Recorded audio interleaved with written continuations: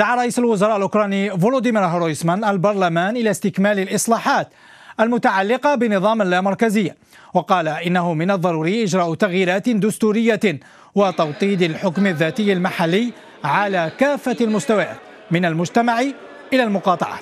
تصريح غرويسمان جاء خلال الرد على أسئلة النواب في البرلمان الأوكراني، حيث شدد رئيس الحكومة الأوكرانية على ضرورة تشكيل محكمة خاصة لمكافحة الفساد في أقرب وقت ممكن. من الضروري في هذه الدورة إنشاء محكمة شفافة جديدة لمكافحة الفساد، والتأكد من أن هذه المحكمة أصدرت الأحكام الأولى ضد المسؤولين الفاسدين الذين قاموا بخلط جيوبهم الخاصة مع المصالح الوطنية.